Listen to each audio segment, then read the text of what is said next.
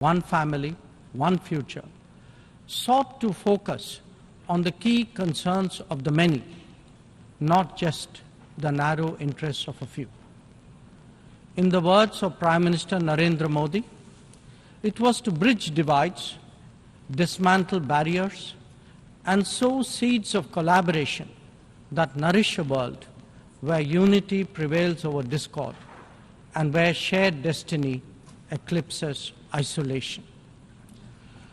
The New Delhi G20 Leaders' Declaration articulates our collective ability to do so.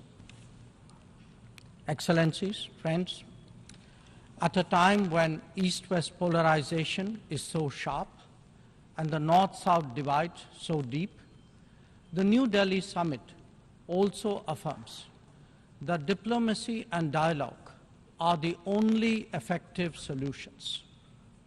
The international order is diverse, and we must cater for divergences, if not differences. The days when a few nations set the agenda and expected others to fall in line are over. As the United Nations itself symbolizes, finding common ground is an imperative. To listen to others and to respect their viewpoints, this is not weakness, it is the basics of cooperation.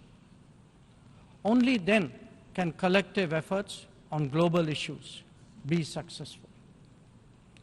Recognizing that growth and development must focus on the most vulnerable, we began the G20 presidency by convening the Voice of the Global South Summit.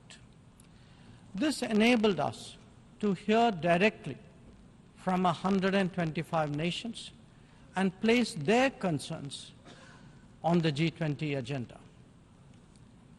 As a consequence, issues which deserve global attention got a fair hearing. More than that, the deliberations produce outcomes that have great significance for the international community. Mr. President, it was also noteworthy that at India's initiative, the African Union was admitted as a permanent member of the G20. By doing so, we gave voice to an entire continent which has long been its due. This significant step in reform should inspire the United Nations, a much older organization, to also make the Security Council contemporary. Broad representation is, after all, a prerequisite for both effectiveness and credibility. The outcomes of the New Delhi G20 summit will surely resonate for years ahead. Among them is an action plan for sustainable development goals, a crucial need of the day. Equally important are the high principles of lifestyle for environment, and the Green Development Pact as they shape our approach to our planet's future. The transformative role of digital public infrastructure has also finally been recognized as the salience of women-led development in building an inclusive and progressive society. The reform of international financial institutions has been given due weight, as has the resolution of debt vulnerabilities. Friends, the New Delhi G20 outcomes are expressed both as larger policies and as specific initiatives. They could be about building cities for tomorrow, or fighting corruption, eliminating hunger, or delivering quality education, ending plastic pollution, or preserving the ocean-based economy, or for that matter, enhancing food security, or even mapping global skills. Some address long-standing issues like gender divide and climate action. Others focus on new concerns such as responsible harnessing of artificial intelligence. All in all, we have placed for the world's consideration a set of actionable propositions, constructive solutions, and new directions. Even as we encourage collective endeavors, India also seeks to promote cooperation with diverse partners. From the era of non-alignment, we have now evolved to that of Vishwa Mitra, a friend to the world. This is reflected in our ability and willingness to engage with a broad range of nations and, where necessary, harmonize interests.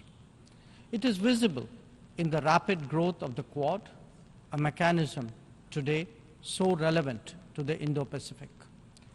It is equally apparent in the expansion of the BRICS grouping of independent-minded nations, or in fact, the emergence of the I2U2 combination.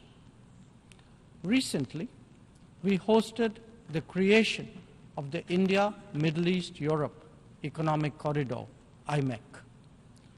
The forging of the Global Biofuels Alliance was another notable development. This willingness to work in an open-minded manner on specific domains is now a defining characteristic of the emerging multipolar order.